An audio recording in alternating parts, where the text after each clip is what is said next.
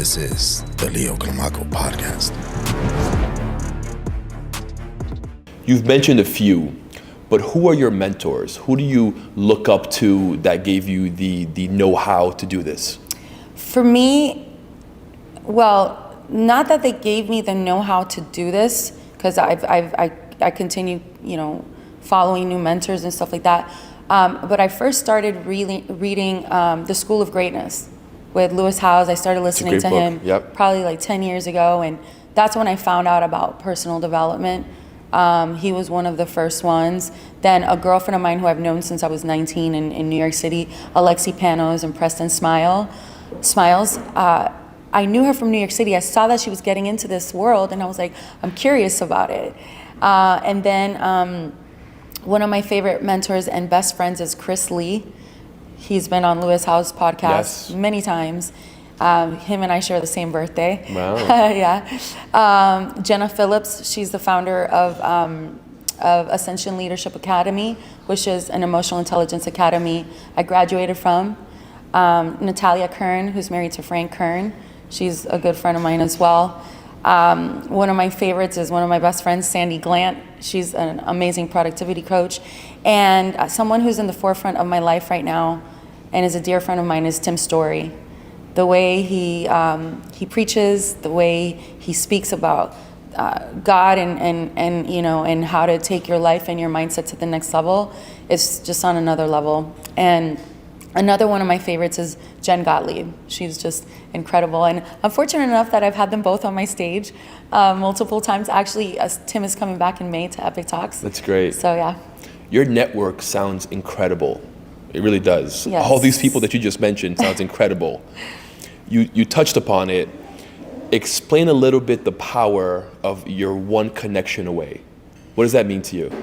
For me, that is everything. And I'll give you an example. We have a couple that met at Epic Talks. She didn't know me. She was introduced to me by one of our inner circle members. She's like, you need to meet Melitsa Waage. This is the person that's going to introduce you and connect you to the right people, right? She didn't know me. She drove from West Palm an hour to come to one of my dinners without even knowing me. Somebody just told her about me. Then one of our inner circle members, DJ Thillian, this was actually our first inner circle dinner. He comes there as well. Little did I know that was the night they connected and now they're engaged. Really? Yes. So That's if she would have, beautiful. and she almost didn't come, she messaged me, she goes, hey, I'm in traffic. I was like, no, you belong here. You belong here. If she wouldn't have showed up, they wouldn't have connected. She wouldn't have met her future husband. Exactly. And then I think we had like 15 people at that dinner. And I have an exercise where I purposely place them next to each other because I know everyone's business. Got it. And I know who's going to benefit from the other person. Makes sense. Right? Yeah. But then after the appetizer, I make everybody get up and sit next to somebody they haven't sat next to. Smart. Okay? Yeah. So when that exercise happened, they sit next to each other. So then again, you're one connection away. Another story I'll tell you is I had a pitch contest where we had tech companies pitching to investors on stage. One of them, the investors, was Geraint Glant, the president of Grant Cardone. Yeah. We had Nick Sarnicola, who's the co-founders of Visalis. Yeah. We have Jonathan Foltz, who's the founder of The Collective and a former founder of Legion. And then we had Nick Sarnicola, already said. That we have someone else, oh my God, I'm drawing a blank on his name, but he used to work for Grant Cardone. And anyways, one of the pitches was a real estate app for realtors with their information, right? And basically he was pitching on stage. They were like, how much are you looking to raise? He's like, 350,000. Nick Sarnicola was like, no, you need more than that. After that event, Nick Sarnicola invested in the company, and the guy ended up raising 1.5 million. Wow. That changed his life. 100%. So one connection away, it changed his kid's life, all his because family's of your life, event. everything. All because of Epic Talks. And again, I don't like to be like, take credit for it. I know it's God that's given me the vision for me to move this forward.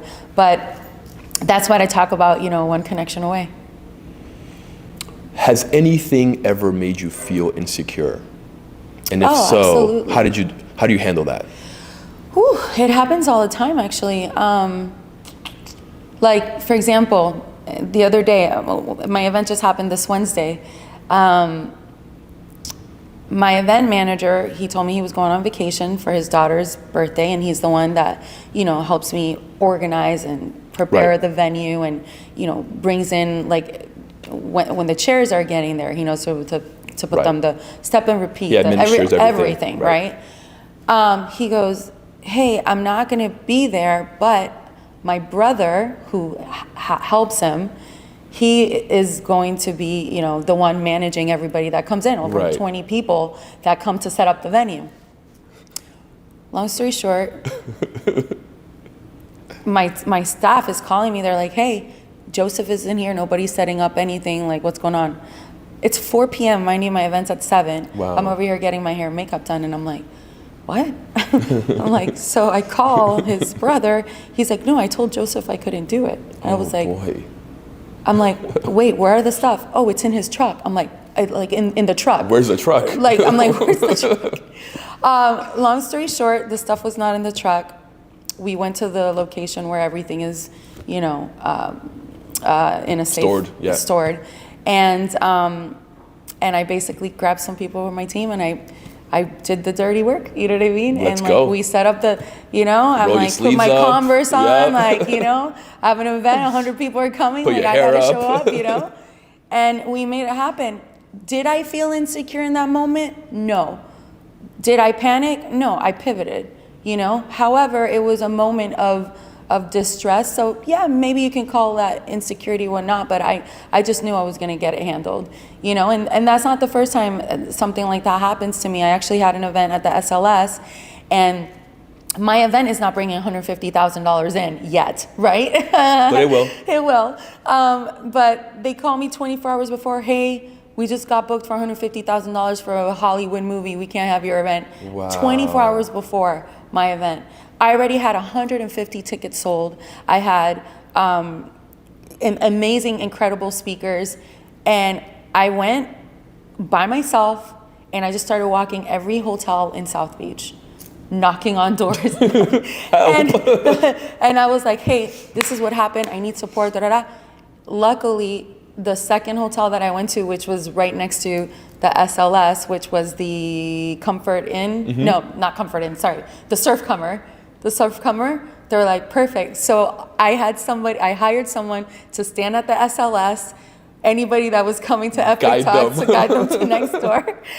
So I tend to not panic. I pivot. I find solutions, and that's how I was since I was a little girl. I remember being like that in kindergarten. I remember in first grade and third. Like, I just make things happen. Is that your superpower? My superpower is connecting with people, and making things happen. But I'm really good with connecting with people. Yeah. Why do you think that? Why do you think that's the case?